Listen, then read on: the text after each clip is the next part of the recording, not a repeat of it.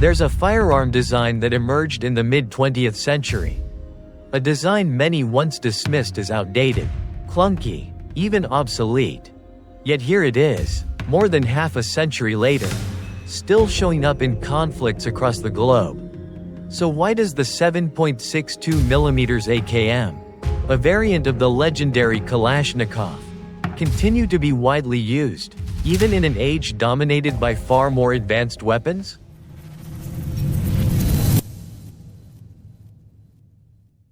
To understand why the AKM is everywhere, we have to go back to where it all began.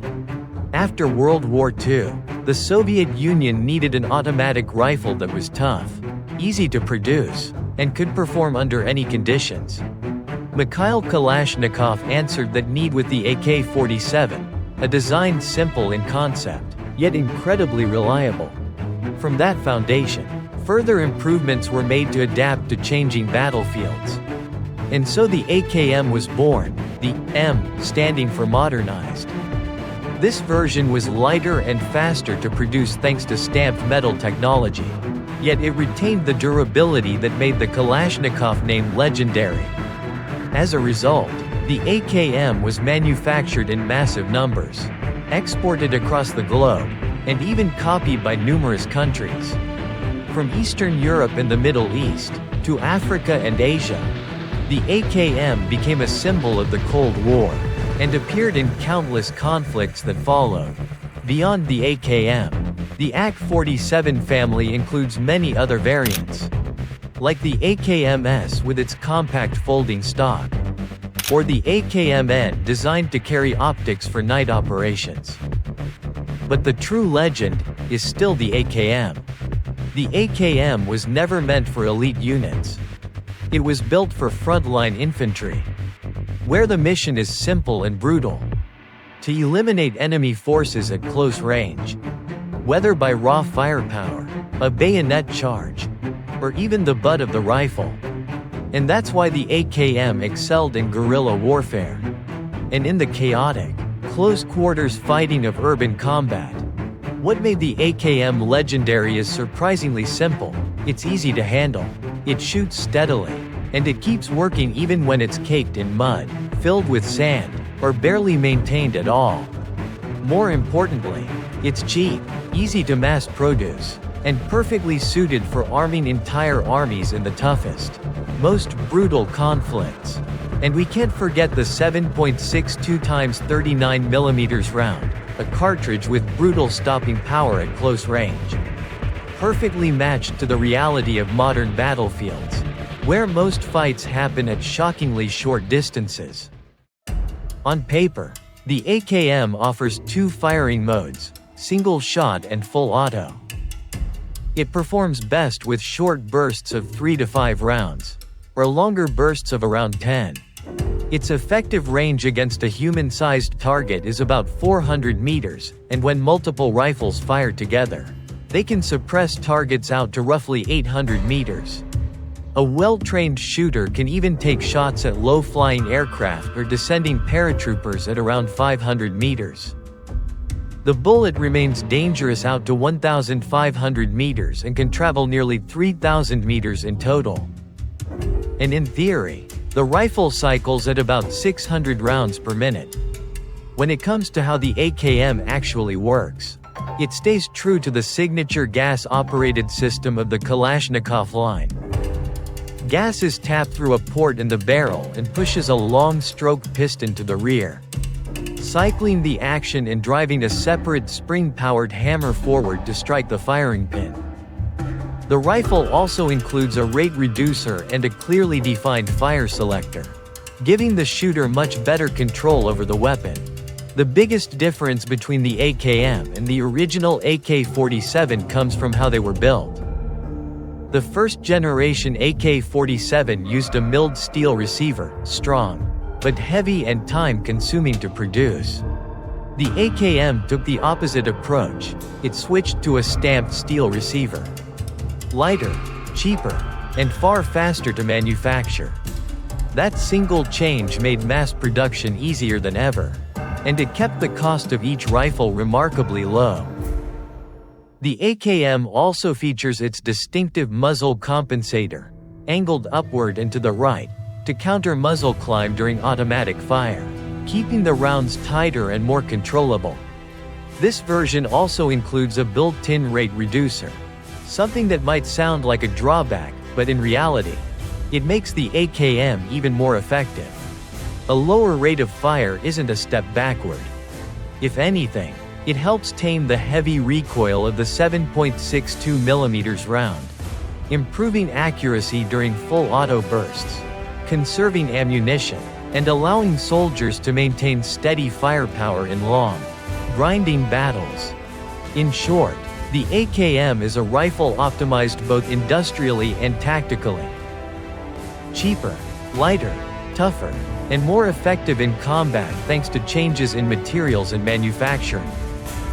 Later upgrades mostly focused on tweaking the handguards, the stock, and adding accessory rails. But the core foundation of the AKM stayed exactly the same. When it comes to the AKM's construction, it follows the familiar layout of the Kalashnikov family.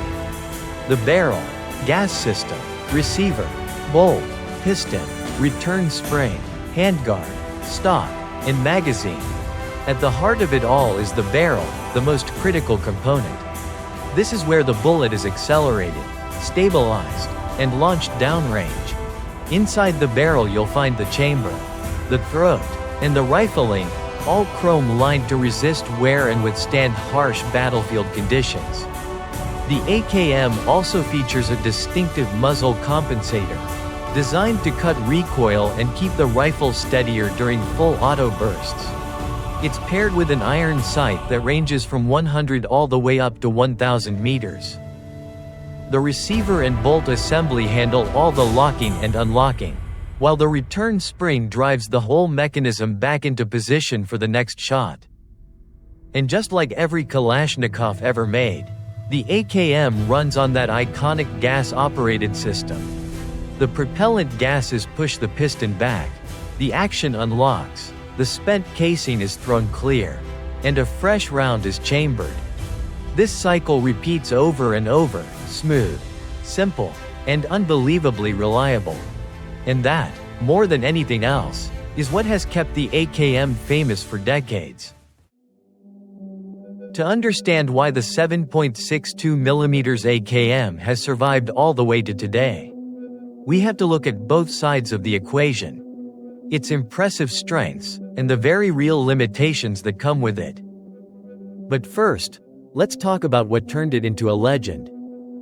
What made the AKM truly famous is its durability and its almost stubborn reliability. Dust, mud, sand, brutal weather, conditions where many rifles choke or jam, yet the AKM just keeps firing as if nothing happened. Its simple design, loose mechanical tolerances, and signature gas-operated system allow it to run smoothly even when it's barely maintained. That's exactly why guerrilla fighters, militias, and armies with limited logistics have always favored it. Another major advantage is its extremely low production cost. Compared with many Western rifles, the AKM was optimized for mass manufacturing using simple, fast, and inexpensive processes. Because of that, the Soviet Union exported tens of millions of them across the globe, turning it into one of the most widespread rifles in human history. And finally, there's the power of the 7.62x39mm round. At close to medium ranges, this cartridge hits hard, punches through light cover, and delivers significant stopping power, especially valuable in urban combat, where fights often unfold at very short distances. Of course, the AKM isn't perfect. Its most obvious drawback is recoil. Compared to rifles chambered in the lighter 5.56mm round, the AKM kicks much harder. That extra recoil makes rapid fire less accurate, especially at longer distances. So when you need precise shots beyond 400 meters, the AKM simply isn't the ideal choice. Another weakness lies in its ability to mount accessories. When the AKM was created, Things like optical sights or modern attachments weren't a priority. Because of that, the original AKM doesn't fully meet the demands of modern combat unless it's upgraded or modified. And finally, the 7.62mm cartridges are much heavier than 5.56mm rounds. That means soldiers can carry fewer magazines, reducing their endurance in prolonged fights and limiting mobility on the battlefield. In the end, the AKM survives because it strikes a balance: durability, low cost, and hard-hitting firepower at close range, traded off for limitations in accuracy, accessories, and logistics. That good enough quality is exactly what keeps it on battlefields today, even as countless modern rifles have come and gone. And when you compare it to more modern weapon systems, the contrast becomes even clearer. Rifles chambered in 5.56mm, like the M16 or M4, have the advantage in long-range accuracy, lighter ammunition, and far better support for optics and tactical accessories. They're perfect for professional militaries with strong logistics. The AKM, meanwhile, brings something entirely different to the fight. The punch of its 7.62x39mm round at close to medium range. Near unmatched reliability in harsh conditions. And production costs so low that it can be issued to entire armies without strain. That's why, decade after decade, it never truly disappears. This comparison makes one thing clear. The AKM was never the most advanced rifle, but it was the most suitable rifle for countless battlefields around the world. Its simplicity, its toughness, and its good enough to win effectiveness have kept the AKM alive for decades. Even as newer, more high-tech weapons continue to appear. But what about you? What do you think about the AKM? Share your thoughts. I'd love to hear them.